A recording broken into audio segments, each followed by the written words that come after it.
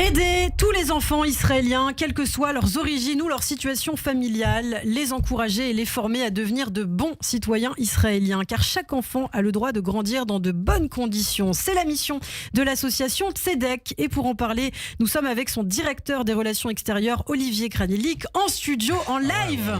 Bonjour Olivier. Bonjour Ilana, très heureux d'être ici à Tel Aviv. Oui. Tel Aviv.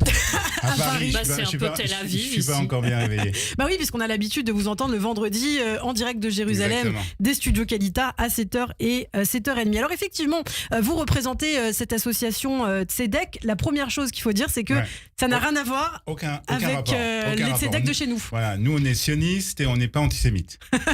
Ça, c'est...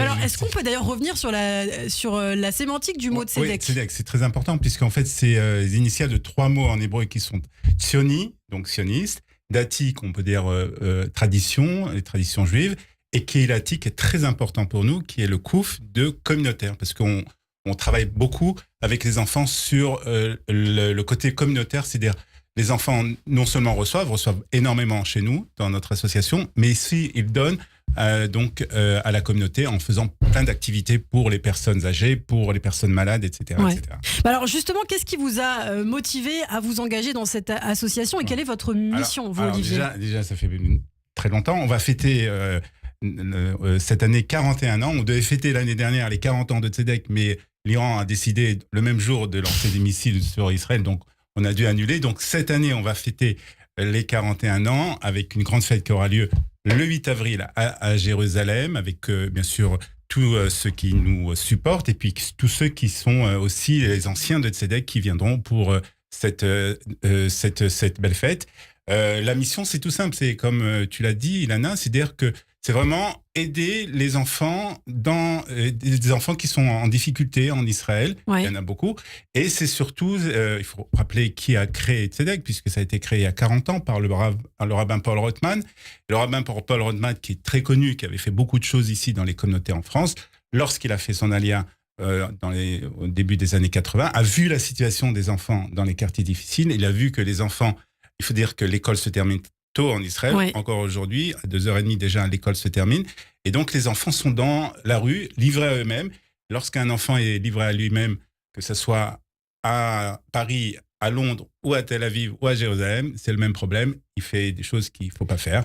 Et donc, nous, on prend ces enfants et on s'occupe d'eux. Alors, vous vous occupez d'eux, justement. En quoi ça consiste, les programmes? Qu'est-ce que vous faites concrètement? On a beaucoup de programmes. Le principal, c'est bien entendu de s'occuper des enfants l'après-midi. C'est-à-dire que les enfants, on a plusieurs centres. On a un magnifique centre à Jérusalem. Je vous invite à venir le visiter.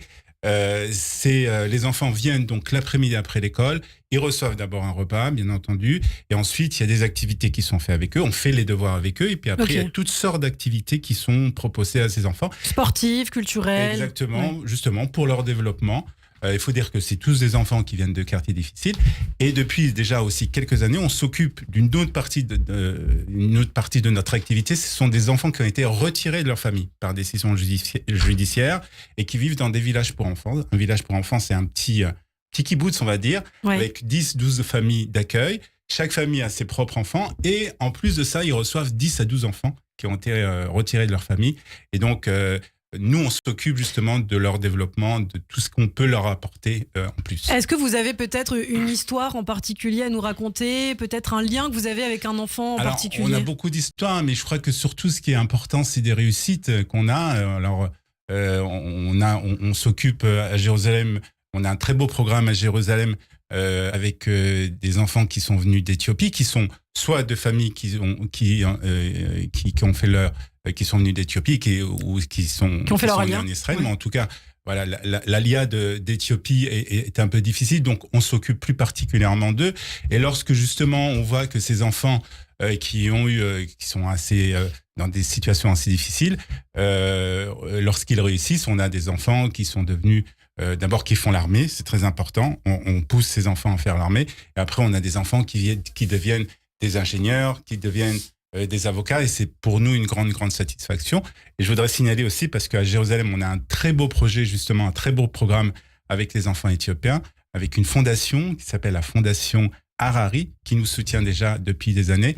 et qui nous permet justement de faire beaucoup d'activités pour les enfants éthiopiens à Jérusalem. Eh bien, merci beaucoup, Olivier Granilik. Tzedek, Merci, donc, Lana, à bientôt. votre association, on peut évidemment savoir plus. Vous avez un site internet, hein. Un site internet, tzedek.org. Eh bien, merci. Merci infiniment, À bientôt. Olivier. Je vous dis à très bientôt, la semaine prochaine, en direct de Jérusalem. Exactement. Et on retrouve justement dans un instant Daniel Haïk des studios Kalita pour le journal. À bientôt.